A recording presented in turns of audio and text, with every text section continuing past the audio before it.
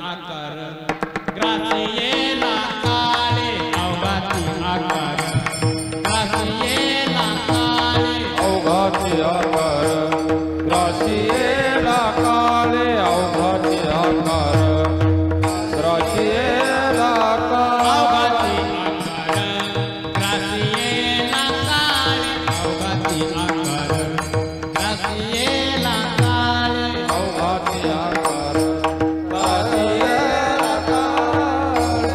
आकार ग्रासियेला काळे एकच निराळे हरिचे नाम एकच निराळे हरिचे नाम अवघाते आकार ग्रासियेला काळे अवघाते आकार ग्रासियेला काळे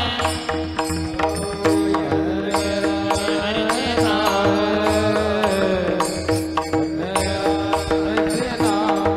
अवघाते आकार ग्रासियेला काळे अवघाते आकार ग्रासियेला काळे निराळे हरिचे नाम एकच निराळे निराळे हरिचे नाम अवघाते आकार ग्रासियेला काळे अवघाते आकार ग्रासियेला काळे ग्रासियेला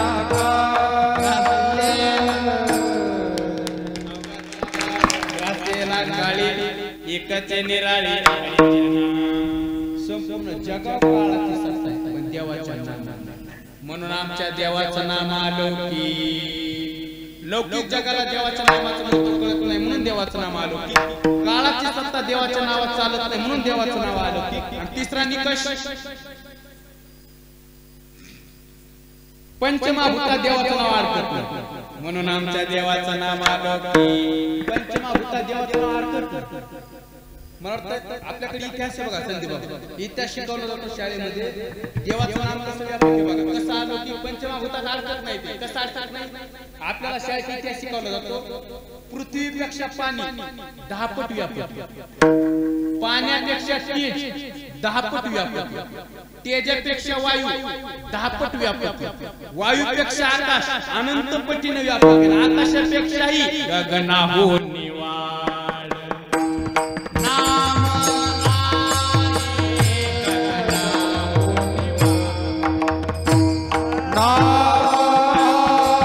हे गगनाहून निवाड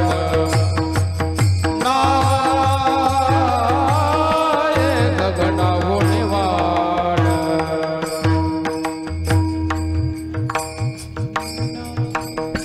ज्ञानदेव पुसे निवृत्तीसे साठ गगनाहून निवाड नामाय विठ्ठल विठ्ठल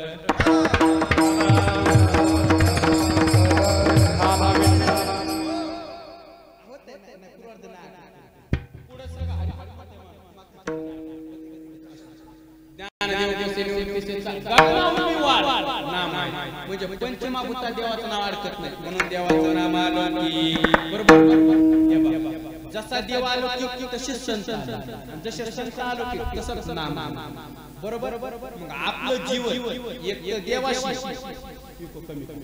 एक देवाशी एक संतांशी नाही नामाशी या तिघाशीचा आनंद झाला तरच जीवन सुखी बनतं तू खबर आहे तुम्ही कोणाशी जीवन आनंद केलं देवाशी केलं संतांशी केलं का नामाशी केलं तू खबर आहे म्हणले तू आमचा नादच करू का आमचा नादच खोला असं म्हणजे आम्ही जीवन तिघाशी आनंद केले देवाशी आनंद केलेले संतांशी आनंद केलेले आणि नामाशी आनंद केलेले देवाशी कसं एक धरला चित्ते आम्ही रखुमाईला देवाशी घेऊन आनंदी संतांशी अहो त्यांच्याशी तर आमचं पहिल्यापासूनच आहे काय सांगू आता संतांशी जीवन तर आमचा आनंदीचे आणि नामाशी सुद्धा आनंद केलेले एक गावी आम्ही विठोबाचे नामाशी जीवन आनंद केलेले तो म्हणला महाराज मग मला सुद्धा तिघाशी जीवन आनंद करावं लागेल महाराज म्हणजे करावं लागेल करावाच लागला समजा जर नाही केलं तर ऐकून तुम्ही म्हणले देवाशी जर जीवन अनन्य नाही केलं, संतांशी जर जीवन अनन्य नाही केलं आणि नामाशी जर जीवन अनन्य नाही केलं, तोटा तोटा ऐकायचा का? देवाशी जर जीवन अनन्य नाही ना केलं, पचतील खाणे 84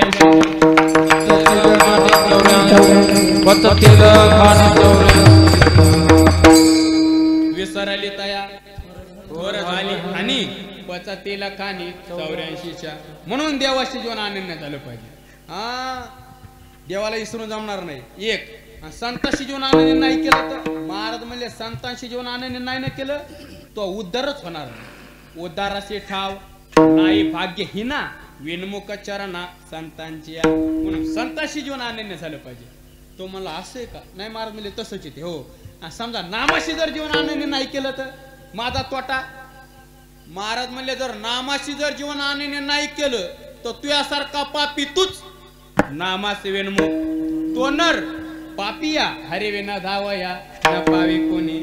तुकोबारा म्हणले तिघाशी जीवन अनन्य करावं लागेल. तुम्हाला महाराज आता तुम्ही तसं नका सांगू, स्पष्ट कोणाशी अनन्य करू ते सांगा. आणि तसं बी नका सांगू, नेमकं कोणाशी अनन्य केलं आजच्या अभंगात जीवन ते तुम्ही सांगा. महाराज म्हणले तुला तर माहिती मी तिघाशी जीवन अनन्य केले, पण आजच्या अभंगात कोणाशी जीवन अनन्य केलं सांगू. आजच्या अभंगामध्ये जीवन आम्ही परमात्म्याशी अनन्य केले. परमात्म्याशी अनन्य केले. त्या अनन्यतेचं वर्णन महाराज अभंगाच्या शेवटच्या चरणात कर.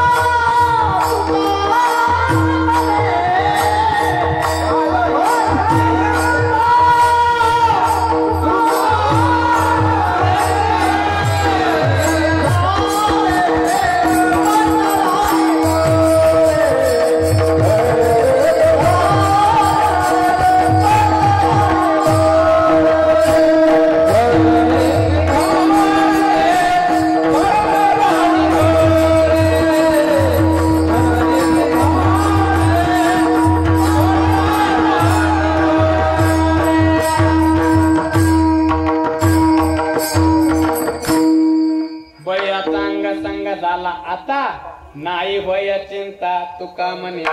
महाराज म्हणले आणि बळीयाचे जीवन अनन्य केले. बळीया म्हणजे बळीया माझा पंढरीरा जोया देवाचाही देव.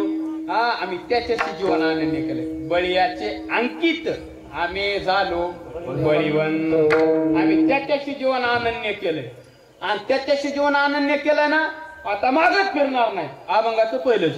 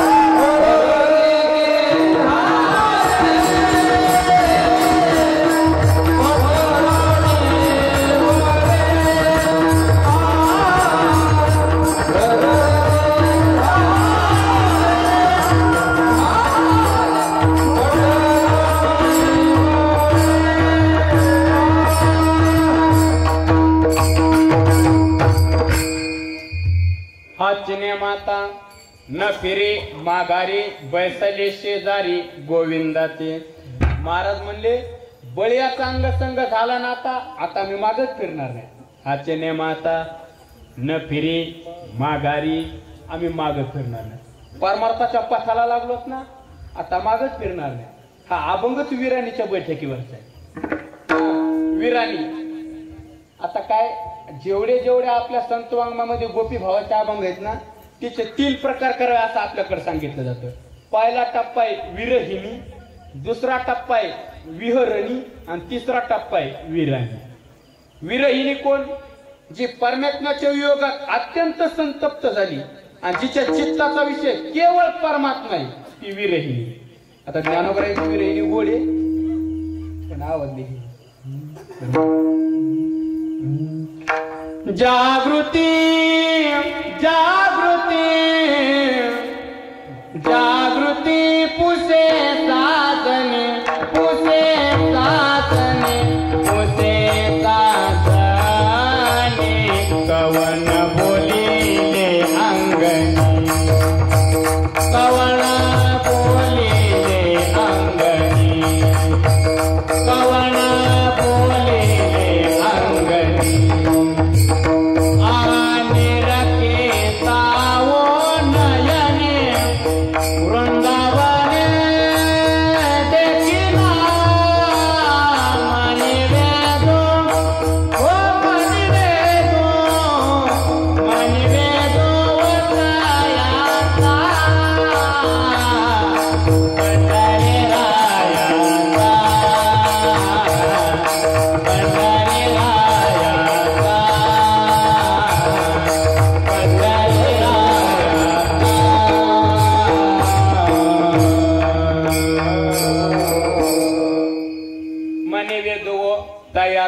पंढरी रायाचा ही विरहिणी.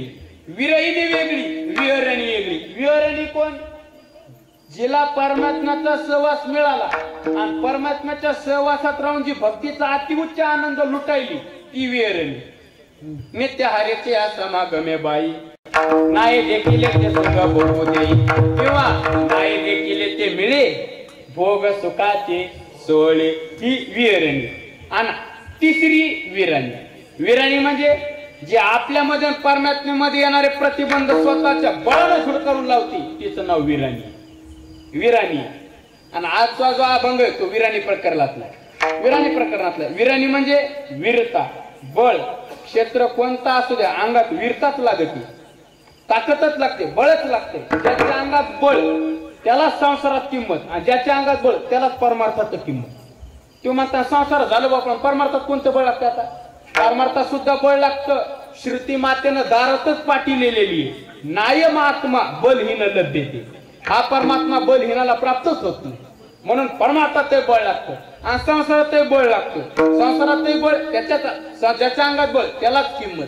संसारात सुद्धा तुम्ही गोगलगाय पाहिली का? गोगलगाय उगाशी 5-6 फुटाची राहते.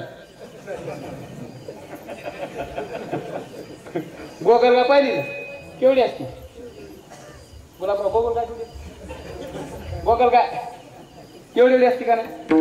आता मला सांगा गोगलगाय जर रस्त्यात दिसली तर लोक काय करते? टाचानं रगडी के त्या गोगलगायला किंमत देते.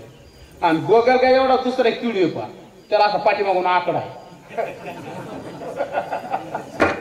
हा आमच्याकडे त्याला इंचू म्हणते बरोबर का? आणि इंचू दिसल्यावर काय करतात लोक? 5 फूट उडी मारते. त्याचं कारण काय? गोगलगाय दिसली की टाचानं रगडायची आणि इंचू दिसल्यावर 5 फूट उडी मारायची. असं का? त्याचं कारण आहे गोगलगायच्या अंगात बळ नाही म्हणून गोगलगायला किंमत आणि विंचवाच्या अंगात बळ आहे म्हणून विंचवाला सगळीच देते. हा तसं क्षेत्र कोणता असू द्या अंगात बळच लागतं. मग ते म्हणता संसारात झाला पण परमार्थात तरी कोणतं बळ पाहिजे? आता तसे भरपूर बळ आहेत पण धावते बळ सांगतो. निश्चयाचे बळ तो का म्हणे याचे बळ. बुद्धीचा निश्चय लागतो.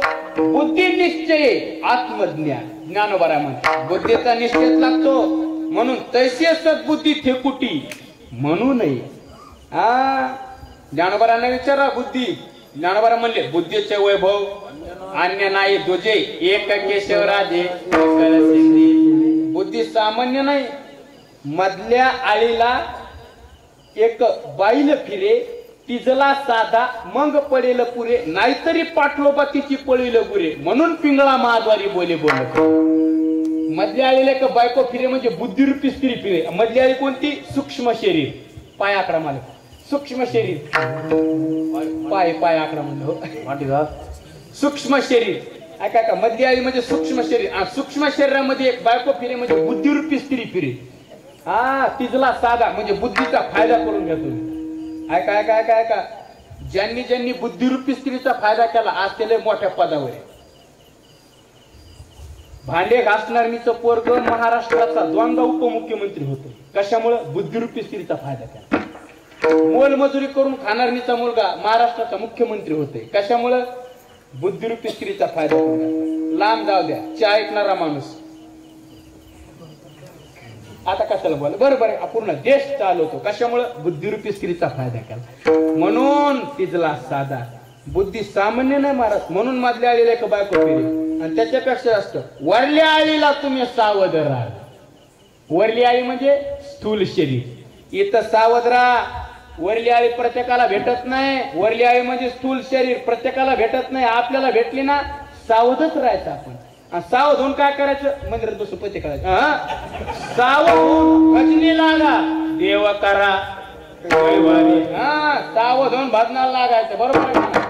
सावध झालो अरे जालो जागरणा. म्हणून सावध व्हायचंय. हे बघ, वरल्या आळीला तुम्ही सावध राहावे. पाटील बुवाला लावून सवय. पाटील बुवाला सोबत घ्यायचंय. पाटील बुवा कोणता? नाही,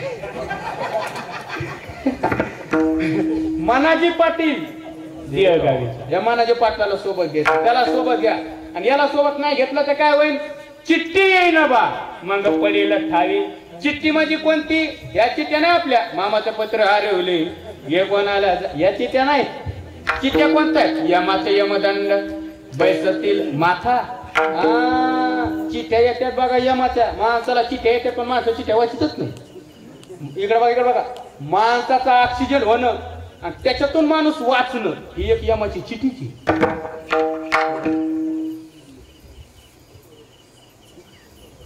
ज्या लोकांमध्ये आपल्याला मान आहे त्या लोकात आपल्याला मान खाली घालायची पाळी आहे, ही बी यमाची चिठ्ठीची. म्हणून चिठ्ठ्या वाचल्या पाहिजे. उरले ते हरी तुम्हा समर्पण. वाचलोच ना, आता इथून पुढे जेव्हा तुम्हाला, म्हणून चिठ्ठ्या वाचल्या पाहिजे माणसानं. जर वरल्या आलेला सावध नाही झाला तर मग हजारी नाही काल, या जरी नाही काल तरी दुसरं आहे. बरोबर, इतक्या लवकर कसं आहे, थोडा वेळ आहे. मला मुद्दा मांडायचा. महाराज म्हणले हो सावध. आता महाराज विठाला विठाला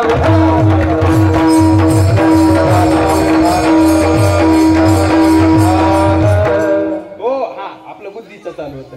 म्हणून निश्चयाचं बळ लागतं. निश्चयाचं बळ लागतं. महाराज म्हणले आम्ही मागे फिरणार नाही. परमार्थाच्या पथाला लागलोत ना, हाची नाही मानता न फिरे माघारी, आम्ही मागच फिरणार नाही. पण काय कारण आहेत पा. बाबा सांगत असतात परमार्थाच्या पथाला लागलेला माणूस काय काय कारणामुळे मागे फिरतो. कस का मागे फिरतो? 2-3 कारण बाबा सांगायचे. संसाराची आसक्ती माणसाला मागे वळती एक.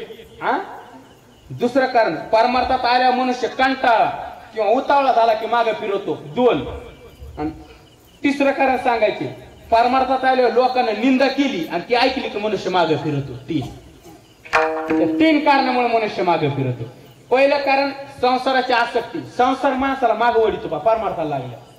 आता कीर्तनाला जायला कधी कधी माणूस लवकर जाते बघा. आज जसं लवकर आलो तसं लवकर जाते. एका ठिकाणी असं लवकर गेलो, थोडा लवकर गेलो 6 वाजता. आणि गेल्याच्या नंतर आम्ही एका 2-3 मजली घर होतं, बंगला बांधलेला. त्यांच्या तिथे गेलो आणि एक म्हातारा माणूस होतो बसलेला, तर बंगल्याचे मालक. त्याला अण्णा म्हणायचे. 65-70 वर्ष वय म्हाताऱ्याचं. तिथं बसलोत आम्ही. आणि बसल्याच्या नंतर मग आता म्हाताऱ्या माणसाला तशाच गप्पा बोलावं लागतात ना. काय बोलणार आहे म्हाताऱ्या माणसाला? आता जसं लहान लेकरू असलं त्याला, आता समजा 2-3 वर्षाची लेकरू, आणि याला जरी विचारलं तुमच्याकडे इलेक्शनचं वारं कोणाचं आहे, त्याला काय कळायला त्यातलं? बरोबर आहे का? समजा 70-80 वर्षाचा म्हातारा त्याला माहिती बाबा तुमचं फेसबुकला अकाउंट का? आणि मग बरोबर आहे का? आता म्हातारा माणूस बसलेला होता, आम्ही गेलो. आणि मग गेल्याच्या नंतर काय झालं, आता ते आजोबा बसलेले बघा परमार्थाला लागलेला माग कसा फिरत होता आजोबा तिथं बसलेले आणि बसलेले मग तिथं गेल्याच्या नंतर मी आजोबांना म्हणलं आजोबा बरं आहे का मात्र काय म्हणलं हो बरं आहे मस्त आहे मग लगेच मी म्हणलं अण्णा घरण ते लय तसं म्हणलं की माथेरान चालू केलं पोतीच चालू केले माथेरान लगेच मात्र म्हणलं महाराज या संसारासाठी हाडाची काले केली रक्ताचं रात्रीचा दिवसाची कोणाला तेच सांगत असं कमना पाठवत म्हणलं म्हातारा खना खना बोलायला लागलं आणि म्हातारा लगेच म्हणलं अण्णा पुन्हा इकडे बघा म्हातारा काय म्हणलं माहिती का लगेच मला म्हणलं महाराज मी म्हणून हे 4 घास खातेच म्हणलं भाजी मी मरू द्या याचे कुत्रे हात खायला तसं म्हणलं सुनबाई तितक्या चहा घेऊन आली ती मला सुनबाई चहा घेऊन आली सुनबाई म्हणली महाराज आमचे मामा म्हणते तेच खरे आमचं म्हातारा म्हणून आज आम्ही भाजी भाकर खालो आमचं म्हातारा मरू द्या रोज गुलाबजाम खाण्या तसं म्हणलं म्हातारा तापलं गरम झालं ते मला बोलली आणि महाराज तसं म्हणले मात्र मला म्हणलं महाराज मला इथं राहायचं नाही मला म्हणलं मात्र मला इथं राहायचं नाही मग तुमच्या संगती असेल मला म्हणलं मी म्हणलं चला दिला मठात इना घ्यायचा इना पारा 12 महिने येण्याचा जाऊन चला मग चला म्हणलं मात्र निघायला तयार झालं म्हणलं ऐका आधी सुविधा आहे का म्हणलं सकाळी 2 तास संध्याकाळी 2 तास इना पारा घेताय सुविधा आहे का सकाळी 5 वाजता आंघोळीला गरम पाणी 7 वाजता चहा 8:30 वाजता नाश्ता दुपारी 11 वाजता जेवण पुन्हा 4 वाजता चहा संध्याकाळी 8 वाजता जेवण महिन्याला आंघोळीचे साबण कपड्याचे साबण निरमा फुकट पुन्हा गोळ्या औषध महिना वर्षभर फुकट वर्षाकाठी 3 ड्रेस कोणी आहे का बघा एवढ्या सुविधा तसं म्हणलं परमेश्वर महाराज म्हातारा लगेच निघलं म्हातारा निघलं आता मला सांगा म्हाताऱ्यानं परमार्थाचा पण संसाराचा पंथ सोडला का नाही सोडला माझ्या संग परमार्थात निघालं मात्र परमार्थात आलं परमार्थात आल्याच्यानंतर 2 महिने मात्र तिथं राहिलं आलं 2 महिने कापून आलं होतं ना 2 महिने तिथं राहिलं 2 महिने तिथं राहिलं आणि संसारामध्ये इकडं संसारात 2 काठे आहेत बाबा सांगत असतात 2 काठी बोरीच्या काठ्यावर एक उभा एक आडो अशा संसारात 2 काठी आहेत आणि काय झालं 2 महिन्यानंतर घरून फोन आला मठात तिकडं आनंदीला माझ्याच्या फोन आला आणि फोन कोणी केला माहितीये का उभ्या काठ्यानं घरून उभ्या काठ्यानं फोन केला तुमच्या लक्षात आलं उभ्या काठा उभ्या काठ्यानं फोन केल्याच्या नंतर मग मी उचलला लगे उचलल्याच्या नंतर मग हॅलो लगे इकडून आवाज आला आमची हे तिथं आहेत का आल्या लक्षात तुमच्या उभ्या काठा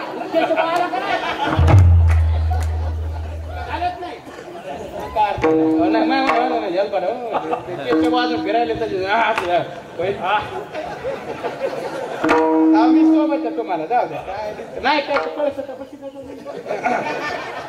आणि घर उभ्या काट्यानं फोन केला आमची हे तिथं आहेत का मग तसं म्हणल्याच्या नंतर मग मी म्हणलं हो आहेत ना मग मी लगे म्हाताऱ्याकडे फोन नेऊन गेलो मी म्हणलं अण्णा घरून फोन आला बोला म्हातारा लगेच बोल फोन फेकून द्या तापून आलेलं होतं ना फेकून द्या मी म्हणलं आत्ताच घेतला फेकून कम द्या बोल का आता फेकून द्या म्हणलं असं का बोला ना घरून 2 महिन्यात फोन आला अजिबात बोलायचं ना तापलं होतं ना ते बोलायचं नाही म्हणला आम कोणतं तापलं मी म्हणलं अहो बोला आग्रह केला बोला म्हणलं लय दिवसानं आला इकडं पुरुषोत्तम बाबा मी म्हाताऱ्याकडे फोन नेऊन देऊस तर इकडं घरी उभ्या काट्यानं फोन आडव्या काट्याकडे मी म्हाताऱ्याकडे मोबाईल नेऊन देऊ तर तितक्याच टायमात उभ्या काट्यानं फोन आडव्या काट्याकडे नेऊन द्याला आडवा काट्या म्हणजे कोण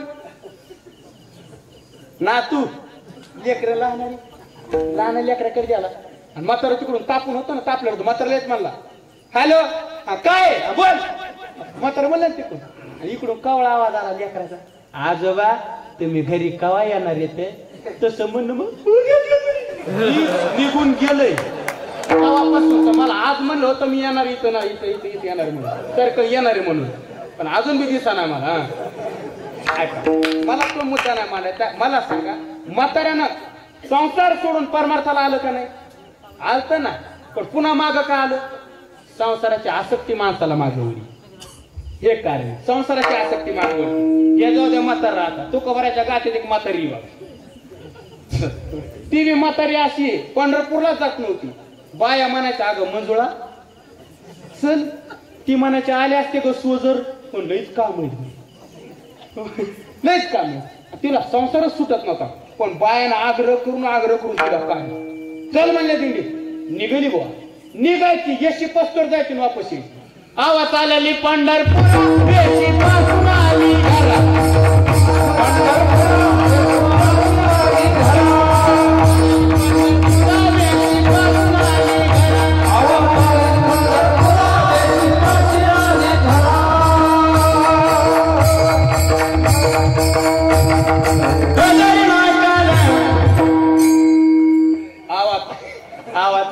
पंढरपुरा वेशी पासून आली म्हातारी अशीच जायची बघा येशी लोक आणि वापस यायची थैली करून बाय संग जायची बस स्टँड वर जायची पुन्हा वापस यायची.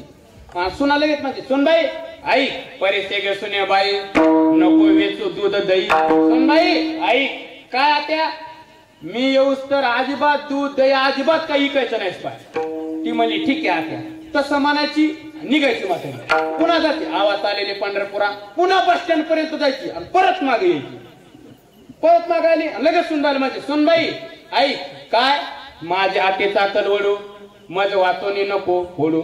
सुनबाई आई तो गावऱ्याचा ढीग आहे ना तो गावऱ्याचा ढीग हा मी येऊस तर अजिबात जाळू नको पाय मला जाळायला काम येईल. म्हणजे तिच्या हाताने स्वयंपाक करायला काम येईल. तसं म्हणली आती म्हणायची सुनबाई म्हणते बरं ठीक आहे आत्या पुन्हा निघायची. आवाज आलेली पंढरपुरा वेशे पासून आली घरा पुन्हा जायची पुन्हा वापस यायची. सुनबाई काय सुनबाई कटाळी ऐक म्हणे का भिक्षुक आल्या घरा सांग गेली पंढरपुरा. जर घरी पीठ मागायला कोणी आलं तर त्याला सांग म्हातारी पंढरपूरला गेली महिनाभर येऊ नका. तसं मग बरं ठीक आहे आता पुन्हा गेली. आवाज आलेली पंढरपुरा पुन्हा वापस आली तो सुनबाई तापली. सुनबाई म्हणले काय आता सारखं चालला तर याला जाणार तर कौरव संसारात म्हणतो खुपसितात. तसं म्हणली की आत्या लोक म्हातारी तापली माय तू तर मलाच काढून द्यायला बसलीस सुनाला तापली तू तर मलाच काढून द्यायला बसलीस हा असं तसं आता तर जातच नाही हो मुलं पुत्र घरदार माझी येतेची पंढरपूर म्हणली हेच मग पंढरपूर म्हणले नातून गेलीच नाही तिथंच पळशी खोलली मुठभर चिवडा काढा 2 गाऱ्याचे लाडू काढली गटगट खाल्ली आणि पाणी पिलं तुम्हाला दिलं पण मला मुद्दा मानायचा म्हातारी वापस आली का नाही का आली संसाराची आसक्ती माणसाला मागे खिची पण तुकोबारा म्हणले आम्ही मागे फिरणार नाही परत याचे ना मागे मोह निष्ठुर झालो म्हणून केली चांदी आम्ही मागे फिरणार नाही संसारापासून लांब झालो आम्ही आता एक कारण दुसरं कारण कोणतं परमार्थात मनुष्य कंटाळा की मागे फिरत दुसरे कारण आता बघा आळंदी पर्यंत आलो आळंदीला येतो 2 दिवस आळंदीला मुक्काम कंटाळा की मागे कसा फिरतो इकडे बघा परमार्थ मनुष्य आळंदी पर्यंत आळंदीला आला 2 दिवस राहायला काही वाटत नाही पुण्यात तर काहीच वाटत नाही माणसाला कशाला काही वाटत एवढी वाटावाटी असते की काहीच वाटत नाही पुण्यात दिंडी आलो कशाला काही वाटत म्हणलं एवढी वाटावाटी असते की काहीच वाटत नाही लय आम्ही एक दिंडीत जायचो आता नाव नाही सांगा 2 म्हाताऱ्या होत्या दिंडी 2 म्हाताऱ्या उगत लक्ष त्यांच्याकडे एकादशी होती पुण्यात लय वाटावाटी असते काय सेवा करतात महाराज की लोक वा खरंच आणि दिंडीत चालायच्या काही दिसलं ह्यात पुढंच एकादशी राजगिऱ्याचे लाडू मी म्हणलं आका बाद झालं असा मला म्हणायचं असा थोडं पुढे गेली केळी वाटत होती केळी 1 डझन वड दोघी ना अरे पडची मला आका बाद झालं ना असा थोडं पुढे गेली पट्ट्या शेंगदाण्याच्या पट्ट्या नाही का होते पट्ट्या लगेच हात पुढे अरे बा झालं की असा थोडं पुढे गेले खिचडीचे दूरनं ते असं एक घेतलं दुसरं रिकामी ती मला रिकाम घेतलं त्याच्यावर अरे मला आकार वास की असा थोडं पुढे गेले बिसलेले पाणी 2 वाड्या आणि त्या पिशवीत दिसणाऱ्या टाकणं आणि त्या खाली केळाचं शिकरण होणं संकट त्या वाढल्या वजन बिसलीच्या वजन केळ होते ना खाली पिशवीत त्याचं शिकरण झालं जागा आर्मी मला का ते केळाचं शिकरण झालं ना तर म्हातारी मला म्हणली नासाव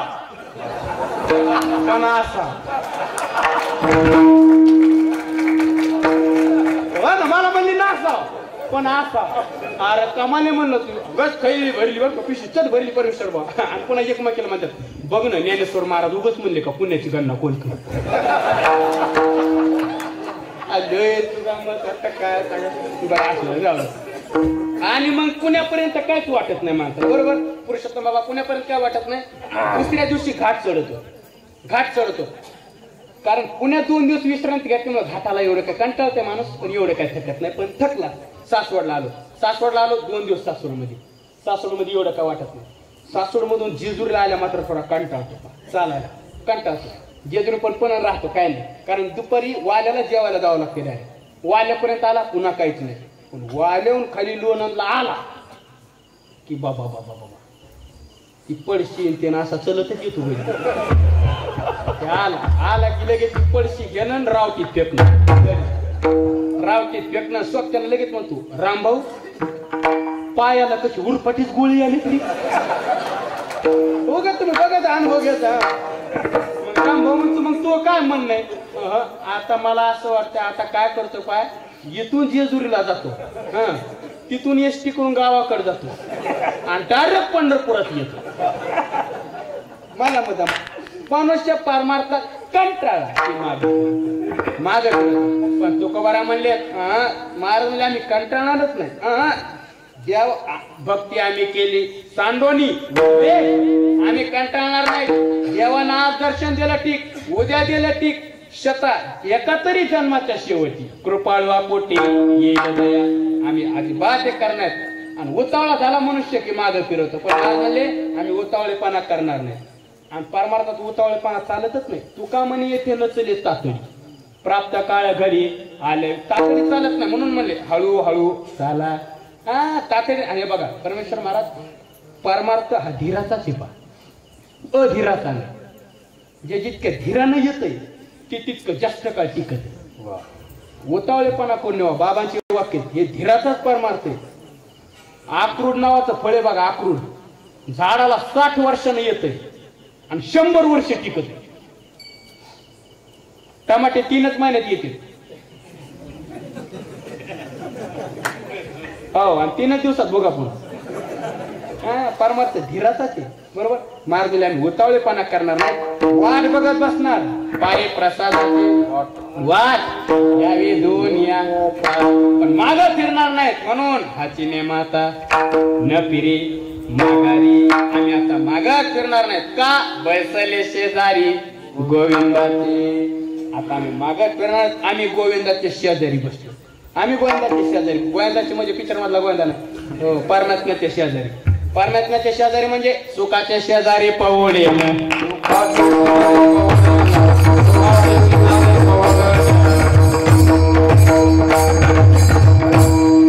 म्हणे मग नाही वृत्तीवरील सुखाचे शेजारी पवळे सुखाच्या शेजारी पण बघा सुखाच्या शेजारी सुखाच्या शेजारी पुरुषोत्तम बाबा परमानाची साखळी पाहतो सुखाच्या शेजारी महाराजांच्या जीवनात किती सुख आहे म्हणजे सुखाच्या शेजारीमध्ये सुखाच्या शेजेवर म्हणजे महाराजांना झोपण्याची जी गादी आहे का ती गादी सुद्धा सुखाची सुखाच्या शेजारी पवळे गादी सुद्धा सुखाची आहे किती सुख आहे पहा महाराजांच्या जीवनात अहो आपल्याला गाद्या सुखाच्या आहेत पण झोपा सुखाच्या नाही अहो गाद्या का कमी आहेत का काय अहो आम्ही याला गेलो कीर्तनाला सातारा जिल्ह्यात आणि थोडा उशिरा गेलो 2:30 वाजले होते आम्हाला सकाळचं कीर्तन होतं गेल्याच्या नंतर ते काय म्हणले बाबा तुम्ही या गादी झोपा मला म्हणले त्या गादी झोपा आणि हिवाळा होता मी म्हणलं अहो त्या गादी पण आता बरोबर झोपतो पण पांघरायला द्या मला ते म्हणले तुम्ही झोपा तसं पांघरायची गरजच नाही मी त्या गादी झोपलो आणि गुरुजी 3ऱ्या मिनिटापासून ती गादी डायरेक्ट गरम व्हायला वापा गरम पांघरायचीच गरज नाही म्हणलं का गादी हो आणि मग उन्हाळ्यात आम्ही त्यांच्या घरी गेलो उन्हाळ्यात गेल्याच्या नंतर त्यांना मला आता गादी त्या गादी नको तिच्यावर गरम होतं ना म्हणलं ते म्हणले नाही तिथं झोपा उन्हाळ्यात त्याच गादी झोपलो तर 3ऱ्या मिनिटापासून ती गादी गार व्हायला लागली म्हणजे हिवाळ्यात गरम आणि उन्हाळ्यात गार आता पावसाळ्यात तुम्ही काय त्याच्या घरी गेलो नाही बरोबर आता म्हणजे किती मग मी म्हणलं काय गादी हो किती हजाराची ते म्हणले 2,60,000ची गादी अगं माय मी म्हणलं तुमची तर मजा आहे का ते म्हणले काय करता गादी मागे पण मला झोपच येत गादी आहे पण झोप नाही. तुकोबरा म्हणजे आम्हाला गादी सुखाची. महाराज गादी सुखाची असू द्या, झोप सुखाची आहे का सांगा. महाराज म्हणजे झोप सुद्धा सुखाचीच आहे.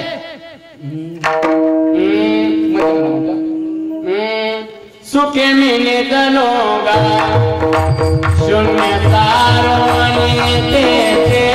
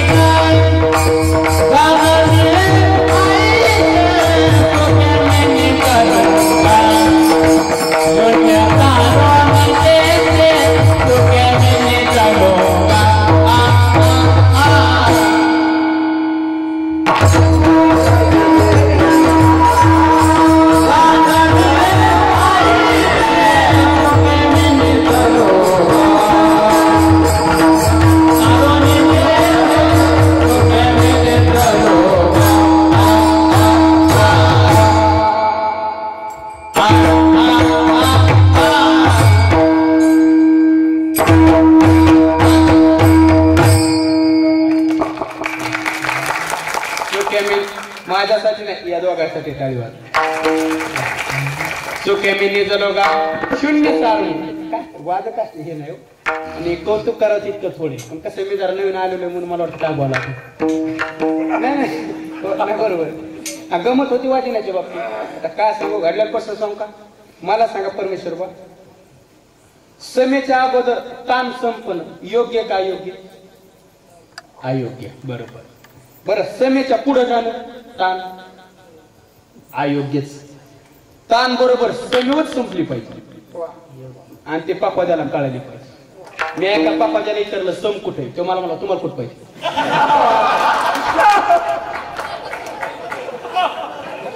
लोकाला बळ बोलत नाही.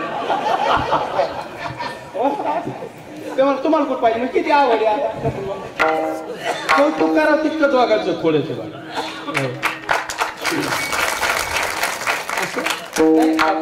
नाही गायक मंडळीचं विधी हो ना.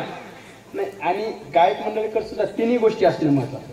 आवाज पाहिजे, त्याचं ज्ञान पाहिजे आणि त्याची योजना पाहिजे. आवाज असा आणि त्याचं ज्ञान असा कोणता राग कधी गाव एकानं सुरुवातच भैर येते त्याचं ज्ञान आणि त्याची योजनाही पाहिजे. त्या काळात तो राग. एका स्टेजवर कार्यक्रम चालू होता स्वप्नबा. स्टेजवर कार्यक्रम चालू आणि एका बाईचं गायन चालू. स्टेजवर गायन चालू झालं आणि खाली बसलेला माणूस शेजारच्या माणसाला काय म्हणला, कोणी होती बाई. काय मशिवानी आवाज कोणी ती बाई. खाली बसलेला माणूस म्हणला मै बायको. काय मस्त आवाज तिची बायको निघाली ती बरोबर. एक नंबर आवाज. तू म्हणला काय ते सांग. आवाज चांगला आहे, चाल बराबर नाही हे सांगू लागलो. त्याला दुसरी जागा काढली. चाल बराबर नाही हे सांगू लागलो. कोणी दिली का नु चाल तसली. तेव्हा मला चाल माझ्या पोरानच लावलेली. चाल चांगली घरचीच निघाली चालली. आवाज चांगला आहे, चाल चांगली. त्या कवितेतले शब्द बराबर नाही हे सांगू लागलो. कोणी लिहिली कविता तेव्हा मला मीच लिहिलेली. जीप पाळालो सगळं घरातलंच निघालं. तिन्ही गोष्टी महत्वाच्या आहेत.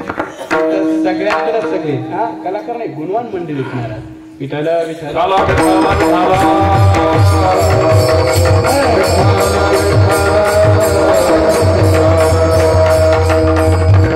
हो मला मुद्दा मांडायचा आपला विषय काय चालू होता हा महाराज सुके मेने जडोगा शून्य दारुणी येते महाराज म्हणले गादी सुखाची महाराज गादी सुखाची असू द्या झोप सुखाची का सांगा महाराज म्हणजे झोप सुद्धा सुखाची सुके मेने जडोगा झोप सुखाची बरोबर झोप झाली का झाली ना आता उठ आंघोळ करा मग आंघोळ करा एक आंघोळच करायची आंघोळ करायची ना आंघोळीला पाणी कशाचं आहे महाराज म्हणजे आंघोळीला पाणी सुद्धा आम्हाला सुखाचंच आहे आनंदाची अंगे आनंदाची अंगे आनंदार आनंदाचे कोई आनंद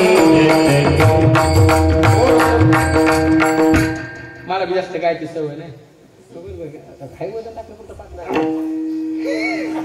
आनंदाचे डोळे आंघोळीला पाणी कशाचे म्हणजे पाणी सुद्धा सुखाचे पाणी सुद्धा सुखाचं हे पा झोपायला गादी सुखाची झोप सुखाची आंघोळीला पाणी सुखाचं आंघोळ झाली का त्याला कपडे घाल ते काय कपडे घालायचे आणि कपडे कशाचे मार म्हणजे कपडे सुद्धा सुखाचीच आहेत आम्हाला सर्व सुखाले आलो सर्व आनंद बघा कपडे सुखाचे कपडे घातले त्याला जेवायला बसवाय जेवायला काय मार म्हणजे जेवायला सुद्धा आम्हाला सुखाचे काय दुकामाने खातो आनंदाचे लाडू नका तर पडू घ्या रे तुम्ही किती सुख आहे महाराजांच्या जीवनात हा झोपायला गादी सुखाची झोप सुखाची आंघोळीला पाणी सुखाचं कपडे सुखाचे खायला सुखाचं महाराजांच्या जीवनात काहीच नव्हतं पण सुखाची रेलची आपल्याकडे सगळे पण आपण सुखी नाही काय होतं महाराजांकडे मला सांगा अण्णा की 20 वर्षात तुमच्या असं का नाव आले का परिसरात तुमच्या असं का नाव आले का की आमची आमच्याची बायको खाण्या वाचून मेली म्हणून तुमच्या का नाव आलं का आमची आमच्याची बायको खाण्या वाचून मेली म्हणून खाऊन खाऊन बऱ्याच जणांच्या मेले असले तुमच्या का नाव आलं बरोबर खाण्यामुळे जास्त झाल्यामुळे पण खाण्या वाचून मेले असं का नाव आलं का नाही ना पण तुकोबराच्या बाबतीत स्त्री कान्नान करता मेली दुष्काळी आलेला काय होत बरोबर आहे का नाही काहीच नव्हतं मारणार करत अहो आणि माणसाला जगण्यासाठी लागते तरी काय अन्न वस्त्र निवारा मोबाईल आणि चार्जर हे सोड खरं तेच बोलतो बरं का हे सोडत माणसाला काय लागतं दुसऱ्या जागा आज आपल्याकडे सगळे पण आपलं जीवन सुखी नाही बरोबर महाराज अन्नाच्या बाबतीत महाराजांकडे काहीच नव्हतं आज अन्नाच्या बाबतीत आपल्याकडे कमी 2 वर्ष पुरण एवढं अन्न धान्य प्रत्येकाच्या घरात आहेच ना प्रत्येकाच्या घरात काहीच कमी नाही कशाचीच कमी नाही हो इतका स्वयंपाक केला होता तरी गजभावानं बेसन करायलाच लावलं मग खाण्याचं काय बरोबर का प्रत्येकाच्या घरात बरं अन्नाचं जाऊ द्या वस्त्राचं आता वस्त्राची कमी का असं आता गुरुजी तुमच्या काळात असं म्हणतात बाबा की तिघा भावात चौघा भावात एकच शर्ट होता खरंय का किती वस्त्राचे होतं पूर्वी आता एकेकाकडे 10 शर्ट अहो गाड्याचं तर जाऊ द्या बायाच्या बाबतीत विचारच करू नका साड्याच्या खरंच विचार करू नका खरंच सांगा लबाड बोलत ना बघा गुडघे दुखत असते खोटं बोलले कापाट उघाडे अंगावर पडतात का नाही बका इतक्या साड्या अहो परमेश्वर समजा ह्या जर गेल्यात हा पंढरपूरला मला पंढरपूरला मानस तुम्ही लगेच असं कमेंटला का वरले जाऊ आज ऐकून घ्या समजा ह्या जर पंढरपूरला गेल्या तर त्या 18 दिवसात येणं 36 जरी साड्या बदलल्या तरी 2-3 साड्या घरी शिल्लक राहिल्या इतक्या साड्या म्हणजे वस्त्राची कमी नाही अन्नाची कमी नाही निवाऱ्याच्या बाबतीत आपण पाहलोच ना काहीच कमी नाही पण आपलं जीवन सुखी आहे का खरं सांगा आपलं जीवनच सुखी नाही पण महाराजांकडे त्यातलं काहीच नव्हतं तरी जीवन सुखी किती सुखी आहे झोपायला गादी सुखाची झोप सुखाची आंघोळीला पाणी सुखाचं कपडे सुखाचं खायला सुखाचं बरं खायला सुखाचंच खाल्लं आनंदाचे लाडू खाल्ले ना मग ढेकर कशात येईल आता शेपू खाल्ली शेपू ढेकर कसं येते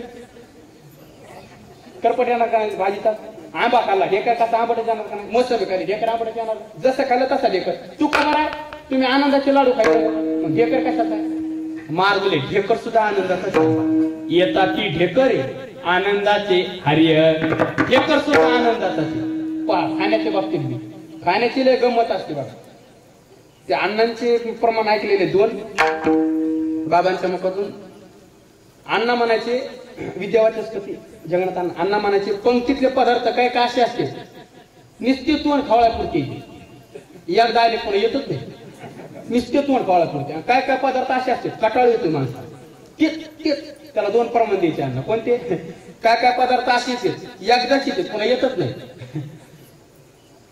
आता मागुता येईल फेरा येतो न घडी न गरा एकदा आली की पुन्हा येतच नाही ते प्रमाणे देते. आणि काय काय पदार्थ असेच कटाळूच तर किती जन्म झाला पेरा गणित नाही जिदा कटाळूच तर तो खबर आहे तुम्हाला किती येतात लाडू खायला मार म्हणजे ढेकर दिवस ढेकर सुद्धा आनंदाचे एवढं मार्गाचं जीवन सुखानं रेलशेल भरलेले बरोबर. कशामुळं बैसले शेजारी गोविंदाचे आम्ही गोविंदाचे शेजारी बसलो. एवढंच नाही आता त्याची खरेदी झालो अभंगाचं दुसरं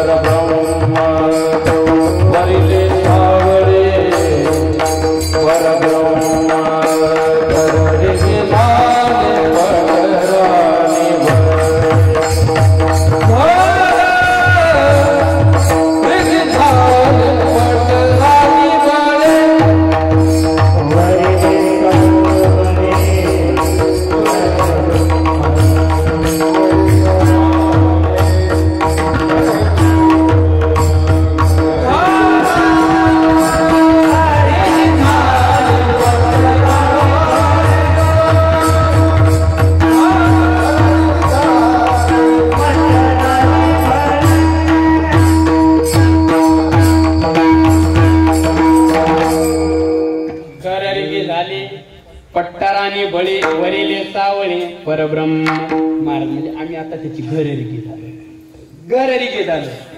हा ज्ञानोबांचे घरेरिकी आहे ना. पाचा दामाचा गोंगाडाने सेना ओराली ती मोठं देना बाया कामारी कामारी कामारी हो या गोपाळाची घर निघेण्याची बाई. हा किंवा जनी म्हणे तेव्हा मी झाले यशवान निघाले केशवान घरेरिकी. आम्ही आता त्याची घरेरिकी मग त्याच्याशी अनन्य झालो. अनन्य आता दोन्ही भावानं होतात. भक्तीच्या भावानं आनंद होतात तर ज्ञानाच्या भावानं आनंद होतात. पण भक्तीच्या भावानं ज्ञानाच्या भावानं आनंद झाला की भजनाचा आनंद घेता येत नाही. कसा घेता येत नाही? ब्रह्मज्ञानामध्ये वृत्तीच शिल्लक राहत नाही म्हणून भजनाचा आनंद घेता येत नाही. ब्रह्मज्ञानात वृत्ती शिल्लक राहत नाही. भक्तीच अशी की भक्तीत वृत्ती शिल्लक राहते. ब्रह्मज्ञानामध्ये सुख आहे पण त्या सुखाचा भोग भोगण्याकरता वृत्ती शिल्लक राहते.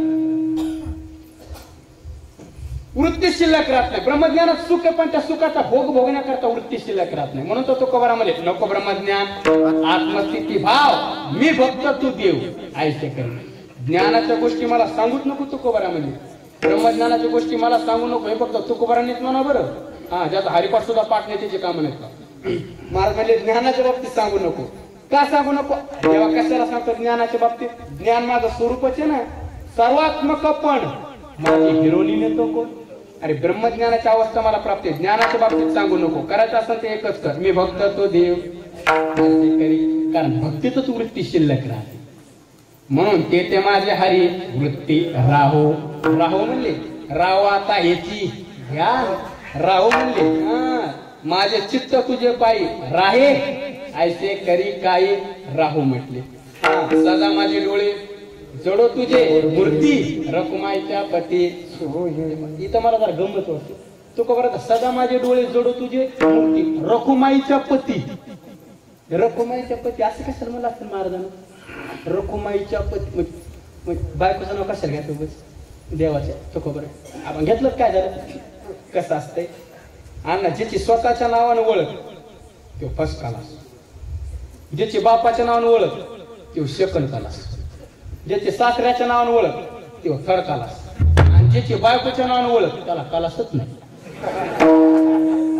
त्याला काय क्लास द्यायचं? बरोबर आहे का?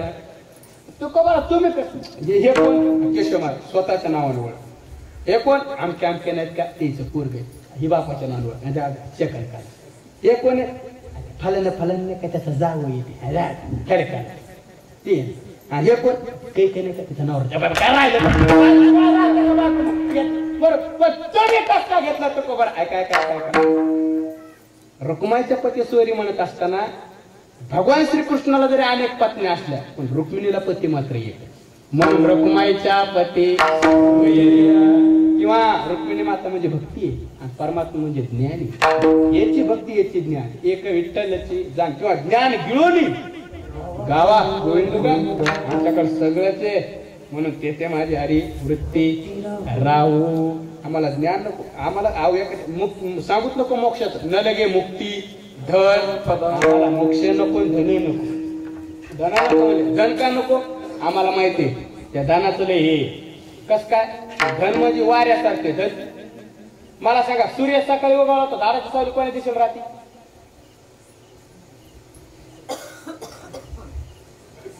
आभाळ आलं तर दिसतच ना समजा सूर्य सकाळी उगवला पूर्व कोणकडे इकडे का सूर्य उगवल्याच्या नंतर दाराची सावली कोणी दिसेल राहते पश्चिमेला मावळ्याचा टायमाला शब्द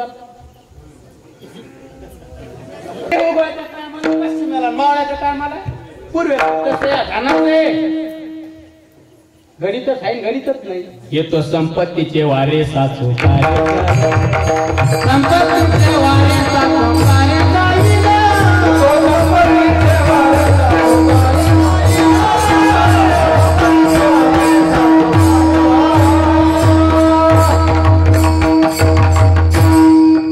माया विघ्ने भ्रमाला करे म्हणता मी माझेनी घरे येतो संपत्तीचे वारे संपत्तीचं वारे वार असे लय वारे असते इलेक्शनचं वार बरं आज झालं असं लय वारे असते अहंकाराचा वाराचे का नाही वाराचे ना वासुदेव एक वार आहे बघा पण तुमच्या पाठ असं काय म्हणा आठवत आला शेताला आला शेताला शांतीचा वाराचे नाही बरोबर का नाही पिंगळ्याचे एक वार आहे ना आणि काही एक वारे सुटेल तातडी मग पाटील बुवाची पडेल माडी आणि तिची 5 पुरे लागत तिला देशोधडी म्हणून पिंगळा माधवारी बोले पिंगळ्याचे एक वार आहे असे लय वारे बरोबर काय तसं धनाचं वार आहे म्हणून मार म्हणजे धन गा आम्हाला हे वाऱ्यासारखे येते निघून जाते मग तुमच्याकडे धनच नाही का आहे ना कोणतं धने परमार्थ किंवा धन गरे पांडुरंग धन गरे पांडुरंग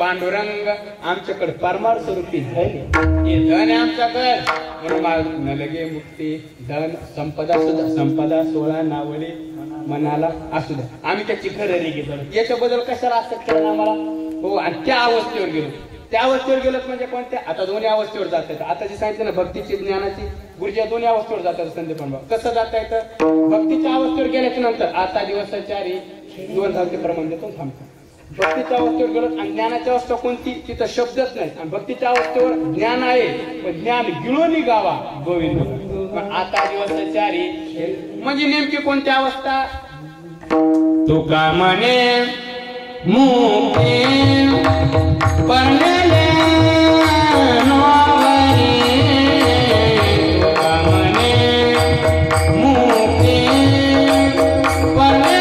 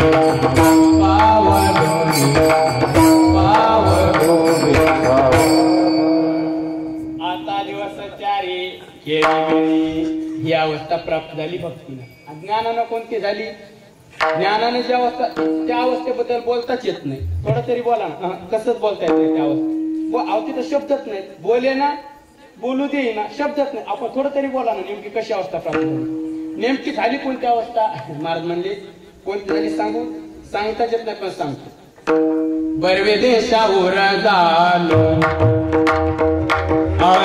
बर्वे देशावर झालो बर्वे देशावर झालो बर्वे देशावर झालो बर्वे देशावर झालो बर्वे देशावर झालो